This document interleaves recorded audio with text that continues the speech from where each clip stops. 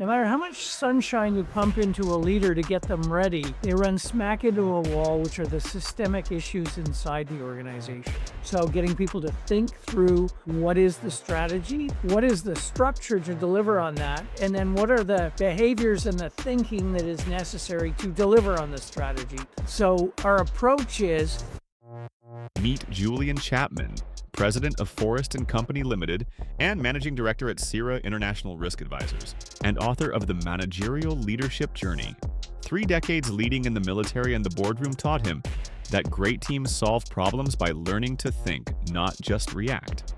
we're not very good at teaching people how to think. We teach people what to think. Universities are experts at teaching people what to think, but not how to think. And so you take something simple that everybody does all day long, like decision making, and you ask someone, how did you make a decision? Our consulting side is about defining and clarifying people's roles. What are you actually accountable for, and what authority do you have? At the end of the day, they're learning and you're teaching. The deeper you get in, the more powerful it gets. But how do you get companies over that hump to just commit to learning? What I've found is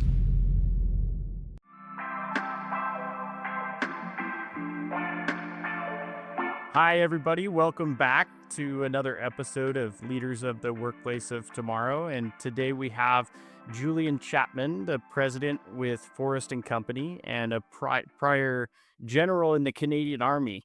And Julian's here to talk with us about his consulting business and effective intelligence and just what his organization is doing and how they're helping organizations prepare for the workplace of tomorrow. So, Julian, thanks for being here. And tell us, a little background from the Army to business, lots of experience, and to get your perspective on, where you've been and how the world is changing here. Well, thanks for having me on your show, Steve. This is great. My journey began when I was 17 and decided I wanted to join the Army for the summer. So I joined the Army Reserve in Canada and I stayed 34 years after that. It was interesting, it was fun. I had all sorts of experiences. And somewhere along the way, coming out of university, trying to figure out what am I going to do with my career or my life? Do I want to do this all the time, or do I want to have, as we say in Canada, a foot in the canoe and a foot on the shore? So I had an Army career on one hand, and I wanted a civilian career. And so I thought, I want to get into training because I do a lot of that. I did a lot of that in the Army, and I trained a lot of leaders over my career. And so I tried to transfer that into the business community. And of course, as you know, there's always that ongoing thing of we'll hire you when you have more experience. Well, how do you get more experience if I don't hire you? So anyway, I tried a bunch of different things. In the end, I came to Forrest and Company primarily because one of the things that I got involved in my work as a trainer, as a corporate trainer, was how people think and how do you direct people's thinking in order to deliver outcomes. And that was actually why I was hired into Forrest and Company. They were expanding out that practice of human thinking in the workplace. And then after a while, the founder decided he was going to retire. So myself and my business partner, we did a management buyout. Now we're running Forrest and Company. And in that career, Forrest and Company started off by doing leadership training, and it expanded into executive coaching. And one of the things that we learned, and I certainly learned, is no matter how much sunshine you pump into a leader to get them ready, they run smack into a wall, which are the systemic issues inside the organization. And so we have an extensive consulting practice around articulating strategy. So getting people to think through what is the strategy, then what is the structure to deliver on that, and then what are the behaviors and the thinking that is necessary to deliver on the strategy. So our approach is helping organizations to deliver the strategy whilst having a positive impact on people. So that's the essence of our business. I love that, and it's funny. I almost laughed when you said it, but human thinking in the workplace, right? Like, who would have thought that we're in the workplace we would have to think? But you talked about the systemic clash, right? And I think this is where when we look at the workplace of tomorrow, it's where people are thinking. The default is thinking and challenging the status quo. And we've been wired to go work in a factory and be told what to do. So, how do you culturally and internally build on that, right? What was that employee thinking program, and how have you activated that culture to make that the default mode? Well, it's interesting because I will often say to a group, how much of your paycheck is for your thinking? And inevitably, they say anywhere from 95 to 100%. Yet we're not very good at teaching people how to think. We teach people what to think. Universities are experts at teaching people what to think, but not how to think. So it's about what are the thinking mechanics that I need in order to do something. And so you take something simple that everybody does all day long, like decision making, and you ask someone, how did you make a decision? And what I've found is very few people have actually been taught the mechanics of how to make a decision. And it's startling to me, right? You expect that people have these frameworks in their mind as to how they make a decision. And the Army's pretty good on giving you frameworks, right? Perennial planners and this sort of thing. But business doesn't have a framework. And when I don't have a framework for my decision, shall we say, am I confident with the decision that I've made? And then when I come to you, Steve, my boss, and I say, here's the decision that I made, Steve.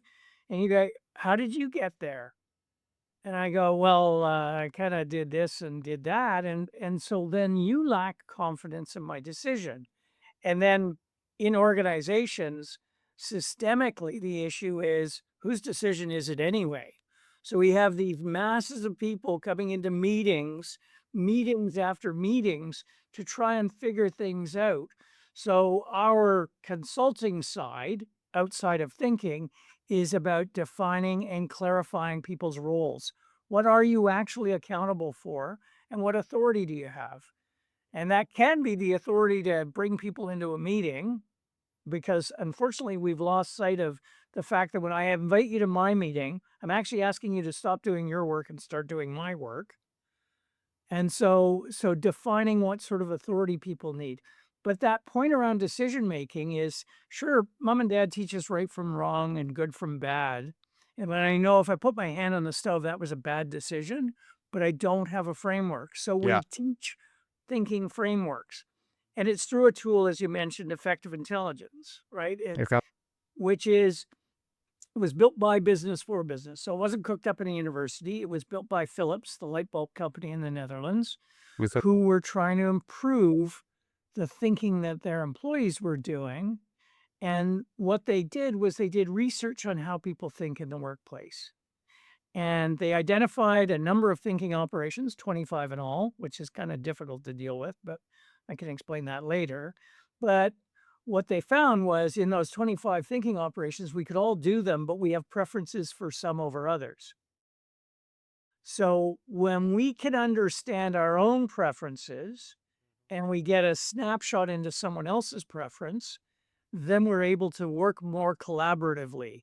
Now I know why you drive me crazy in meetings or why I don't understand where you're coming from when you're talking to me because yeah. you're using a different style than I'm using.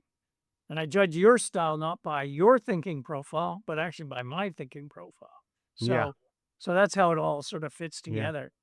As you implement this within the organizations and they start to understand it, I mean, describe the impact of that because I imagine, and kind of help us understand like how clients engage with you and go through that process. But to me, the deeper understanding of how we're wired, how we think, it allows for so much more intelligence to build from because when someone comes with their decision and the boss knows how to challenge that and interpret like, oh, that's how they came up with it, but they don't know this, or right, like being able to understand those, like it's just compounding, I would imagine. Absolutely. And in my experience, I have yet to find two people in the same organization with exactly the same profile. Yeah. Wow. So Wow. thinking is the ultimate diversity. And so Yeah. I'm going to think through it differently than my boss is going to think through it unless we have a common framework. And it's not for everything. I mean, sure, you can use the frameworks for deciding what you're going to put in your email to the boss, who to hire, or you could use it for deciding what you're going to have for lunch. But it's when do you need skillful thinking is when things are on the line, when you really have to pause and think about thinking. They call it metacognition, but that's a big word for me. So it's really Yeah. just thinking about thinking, but we don't do it. Yeah. We don't actually pause, we don't actually think through our thinking, and it links all the way to self-awareness and many other different things that are out there right now. But it's about being able to think through and come up with the best possible solution. Yeah. It's how do you direct your mind is and it direct your mind to a specific personal purposeful, pardon me, purposeful objective. So making a decision. How do I sell my idea to my boss? How do I innovate? How do I develop strategy? How do I plan? All of these sorts of things. Yeah. Tell me a little understanding on, your client engagements and relationships. I imagine that they're long-standing relationships just because of what you just described, and like the importance of like the commitment to the process, right? At the end of the day, they're learning and you're teaching. And the deeper you get in, I imagine the more powerful it gets. But how do you get companies over that hump, right? To just commit to learning, right? Because I think that's even when you look at AI, that's the biggest challenge is like it's a 0 or a 1. You're either going or you're not, and so having the faith and the courage to say, let's commit to doing this. And what's that transformation look like as these companies get deeper? I mean, I imagine there are a few you they're like, man, I can't even imagine what life would be without you guys. Well, it's one of the things that Phillips identified is that when someone comes with something new and different, it runs into a wall. This was actually their problem with innovation inside the organization, right? The engineers would come up with some weird new product, and the marketing and sales guys would go, "Oh, it'll never sell," all of these sorts of things. Right. And that's a microcosm of what happens with anything new in an organization. And so, how do you bridge that gap? You need to be able to describe it, and you need to be able to sell it to someone. And I use the word sell a lot, and people see sell as just a four-letter word that starts with S, but it has all sorts of connotations to people. And so, the way we start an engagement around effective intelligence usually is by introducing someone to their thinking profile. So they do an online survey for 15 minutes. They get an idea of their thinking profile. But what it does is it helps to make that unfamiliar idea about thinking more familiar because they start to see themselves in it. They can go, I find very quickly when you're debriefing someone's profile, they can go, well, I think like this. Oh, yeah, there it is. And so it makes it more comfortable for them to then get into more complex things like, okay, so let's talk about how do you plan? What surprised the heck out of me was years and years of thinking that people already had these frameworks in their mind, only to find out they don't. Yeah. They don't know how to plan. MBA graduates who don't know the mechanics of thinking through a plan. They know how to fill in a form that says, this is what the plan is, but they don't know what's the precursor to filling that in. How do I get there? How do I think through that? And that's what we endeavor to do to help organizations. Yeah. And usually the best way to do it is if you've got a problem, right? So a client of ours, for example, a utility, they had this major outage in the middle of winter. Lots of people got really cold because that's one of the things that happens up here, right? And so they needed to figure out what was the cause. And of course, everybody was doing this. They were pointing fingers Yeah. all over the place at one another. And so being able to take them through a process and a framework to identify the causes. Now, other organizations do that differently, but we tied it into thinking. And so then the realization that, in fact, it was a series of causes, never one. We like as human beings to simplify everything, right? So we always find how do we blame that one thing, but it never is. But by thinking it through, they could actually see, okay, it wasn't this one thing.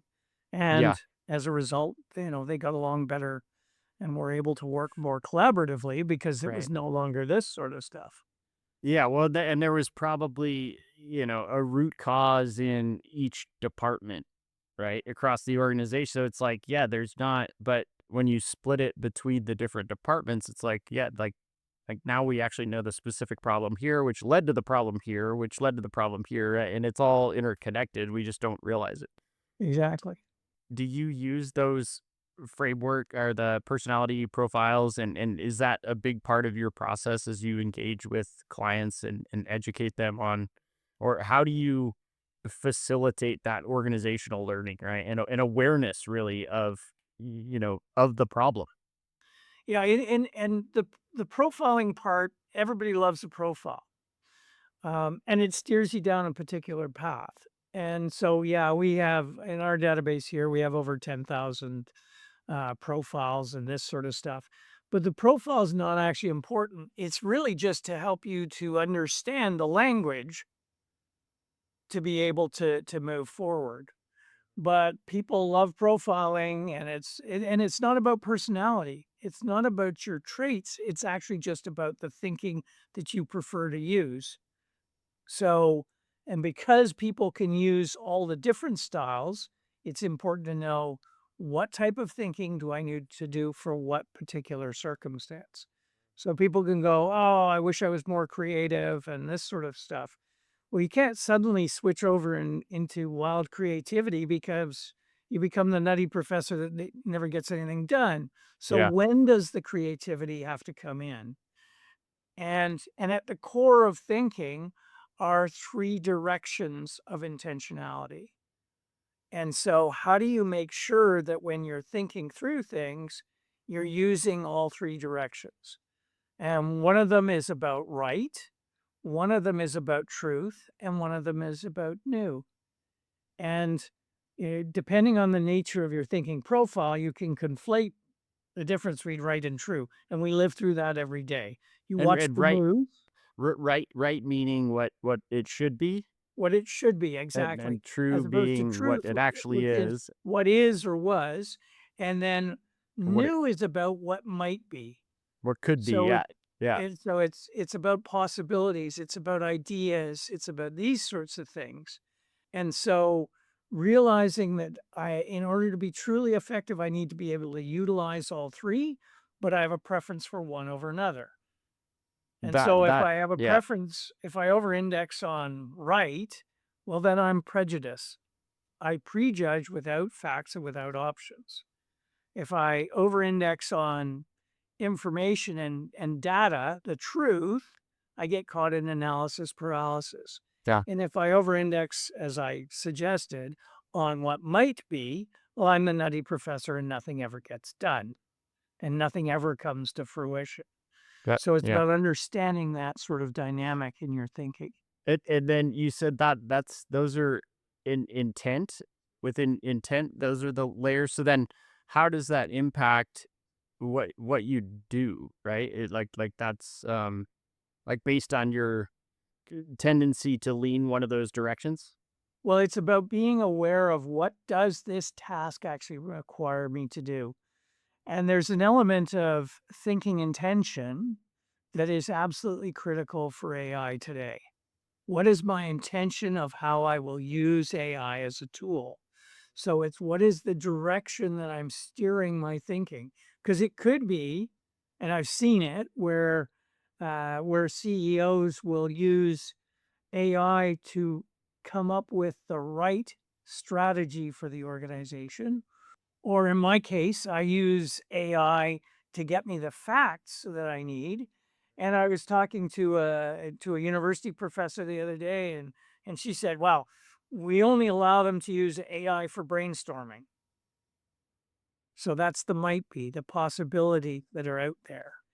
And so it's this intentionality is what is the direction that I'm trying to use AI, this tool, as I go forward? Just as what is my intention in my conversation with you? right? So that I know what I'm doing and why I should do it rather than I just automatically go into it in my own thinking style.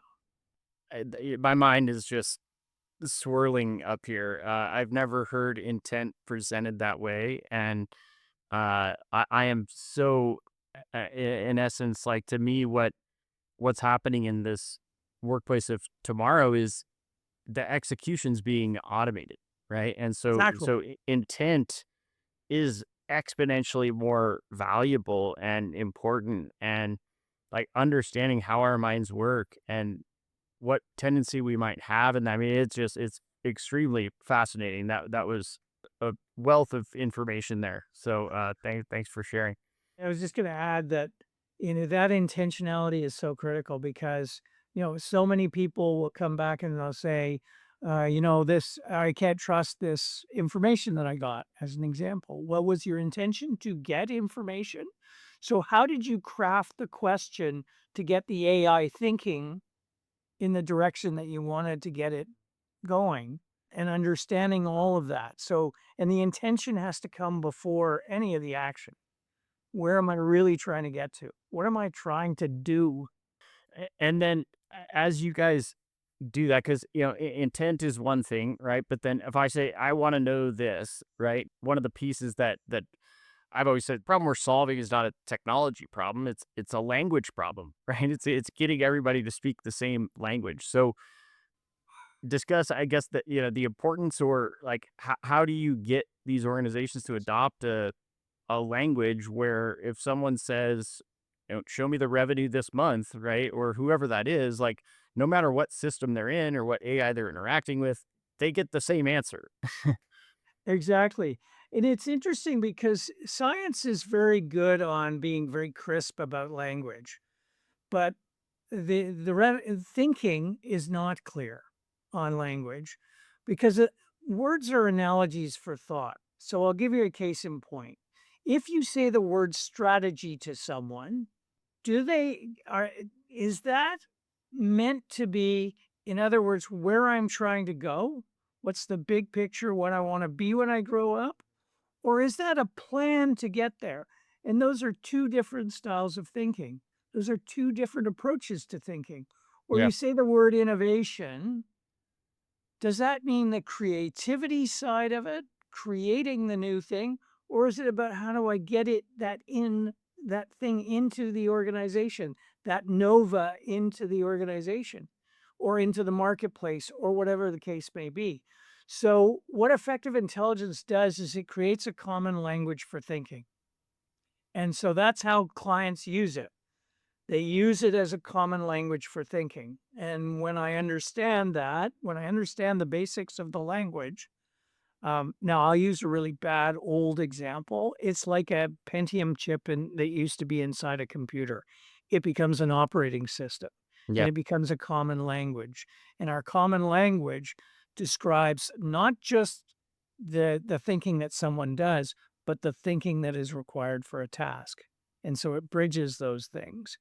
And so those organizations that really get involved and really believe in it, it becomes their, as they say, the Yeah. lingua franca, the common language Yeah. throughout the organization.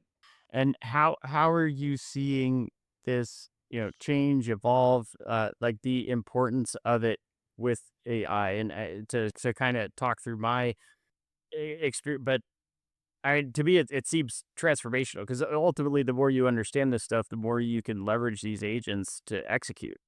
But yeah, would love to kind of hear what you're seeing and some examples maybe of yeah, just what's changed in the last couple months even, as far as what's possible with these organizations. I'm no expert on AI by any stretch of the imagination.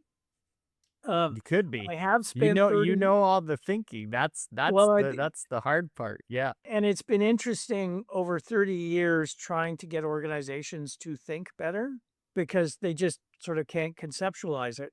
But with the advent and the era of AI that we're in, there is that much more importance to skillful thinking. The question that you ask the AI has to be rooted in what is the direction I'm trying to send it? because question launches thinking in human beings and it launches thinking in an AI. So getting really skillful questions is the way one client of ours, a technology company, is using it, because now they can replicate some elements of human thinking. Now, there's 25 thinking operations, and we always have these really crazy discussions about, well, which are any of them still going to remain human? Or will they all be, will they all be within an AI? And the thing about effective intelligence is those 25 thinking operations break down into the cognitive realm and the affective realm. So thinking from the head and thinking from the heart. The cognitive stuff AI does well now. The affective stuff, we're not so sure when it will, but I can bet it will in the future. So the essence of the word empathy, for example, is my ability to recognize someone's emotions. Human beings do it innately. We're unaware of us doing it. We just sort of blurt it out. You seem to be angry. You seem to be, you seem to be happy, whatever. Potentially, I can see down the road where technology will be that the robots can do it even faster than human beings, because they can pick those things up. They can identify them. This isn't designed to be a science fiction Yeah. discussion, but it's just that being able to understand what is going to be human thinking and what is going to be machine thinking is really critical. And at a lower level right now, we have to do that. We have to decide what one's going to do. So at the core of organizational effectiveness is accountability. What am I accountable for? And what authority do I have? And I am ultimately accountable for my work. So I can't use the old adage, the dog ate my homework, when I get lousy output from my AI, because it's merely a tool. It's an extension of me. So I'm accountable for how the AI is used in the workplace. And we need to understand that and really recognize that. Yeah. And so we need to get skillful at the use of the AI. That has to come from our thinking. Yeah. Does that make sense? I'm not sure Uh, whether. yes. And I think to talk to what's AI's roles in the future, will it take our jobs? I'm a firm believer that it will never replace human intent. And we always have the ability to set the right intentions for what AI is going to do. Right. And so this is where, to me, it's the only way we let AI take over everything is if we just decide to quit being intentional. Right. And we Exactly. just say, like, hey, well, we'll see what happens. Like, we'll let AI determine where we end up. Right. But what AI does really well is analyze the development world. There's a term called diff, right? So like diff is like the difference between like what was the prior code and what's the current code, right? And Right. and AI can read that diff and summarize the gaps, right? And like, to me, when I look at how we utilize it in the organization, like the diff is in like, what's our intent? What are we intending to do? And where are we today? And now AI is a very powerful tool to analyze that diff and help us follow through on our intentions, right? But if intent's not communicated or aware or recognized or able to be seen by AI, what does it do? Yeah, exactly. Well, yeah, where does it go? Yeah. I mean, at the foundation, AI is a tool. Just Yeah. like I can somehow desperately try to screw a wood screw into a board with my fingers. Right. But if I have a screwdriver, I can do that more effectively, more efficiently, all of those sorts of things. And we have to think of it as the screwdriver. Yeah.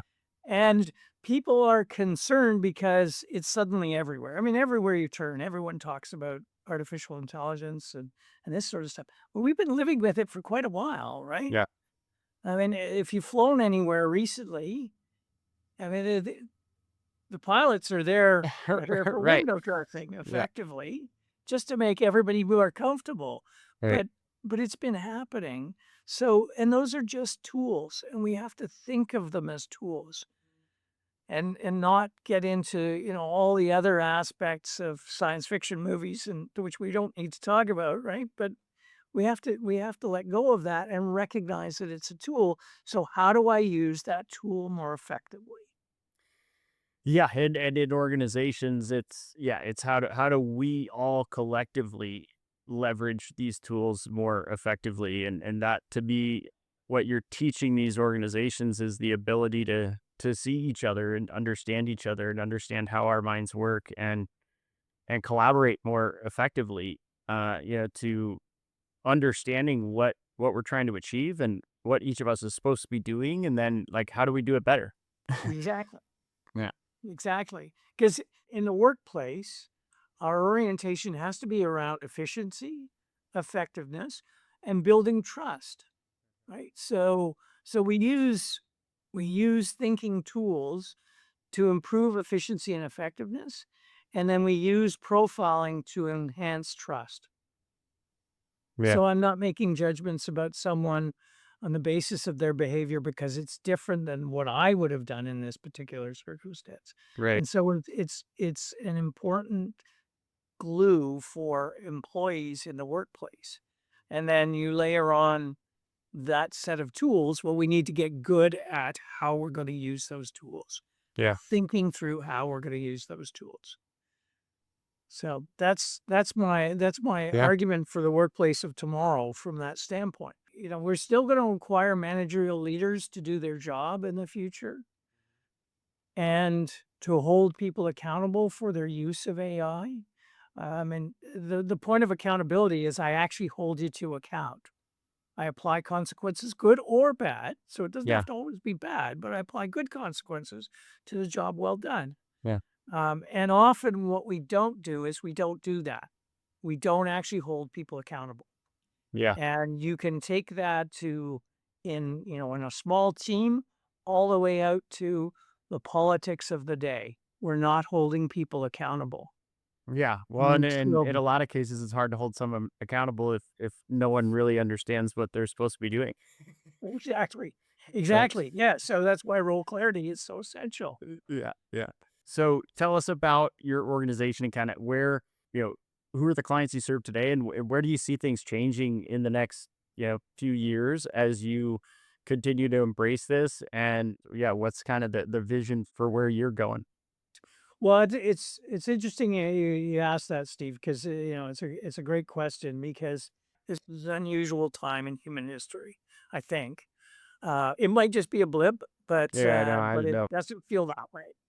And so we work in all sorts of different industries and sectors. We primarily work in the private sector, not necessarily with governments. And so we see some are on ascendancy and some are really, it's the nature of the K economy, right? So, the K-shaped economy where some organizations are doing well and some are just cratering. And the ones that are struggling need to think better right now. And the ones that are doing well need to take the time now while they're doing well to think better. And so we try to get that point across.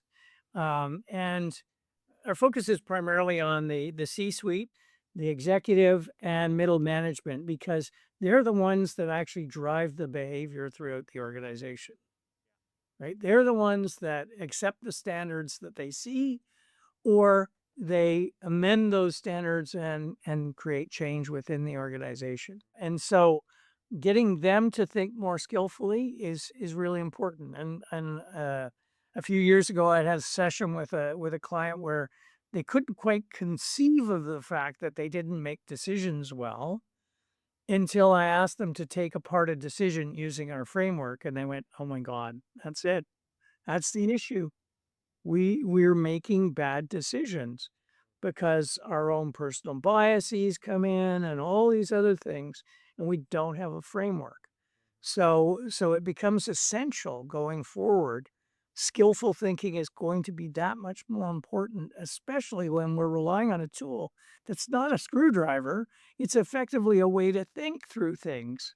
Well, great. And where can guests find you, follow you, website, social sites? Yeah. Yeah, what's the best way to connect? Well, so our website for Forrest and Company is Forrest and Co. Forrest with two R's, andco.com. And then my book, The Managerial Leadership Journey, is managerialleadershipjourney.com. So you can find it there. And every week since COVID, I've been publishing a weekly missive on the events that I see and the likes. And so it's just a weekly missive. And I publish that on LinkedIn, Julian C. Chapman. But the easiest way to find me is Google Julian Chapman, and I think I still come up as the first one there. So it's relatively easy to find me that way. Well, Yeah. great. Well, Julian, thank you so much for coming on. This was extremely insightful and some unbelievable nuggets of wisdom in the chat today. So thank you again, and we'll look forward to seeing where things go and be in touch. Yeah, well, and thank you very much, Steve. Thank you for this opportunity and some great questions and a great dialogue.